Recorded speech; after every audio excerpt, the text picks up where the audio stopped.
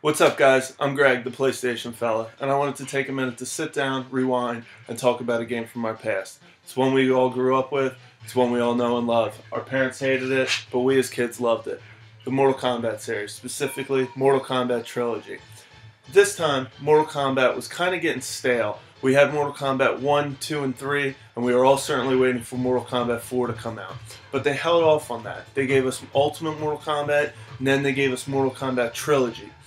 And, you know, as fans, they were kind of flooding the market at that point.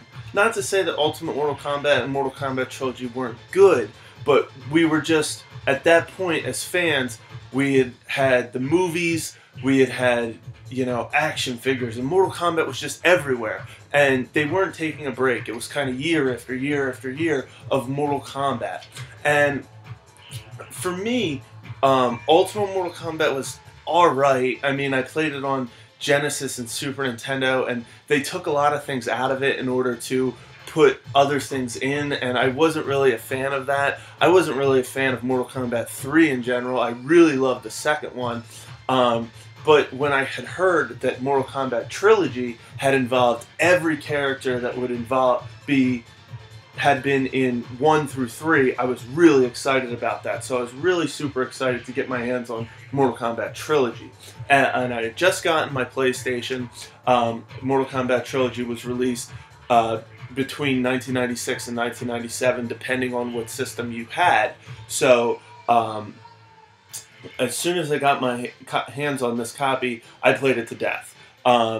And, you know, at the time, I wasn't disappointed by it, but Mortal Kombat Trilogy, a lot with games of that time, fighters of that time, they were good for that era, but they haven't really been able to stand the test of time. Again, not to say that it isn't bad, it's just not a great game.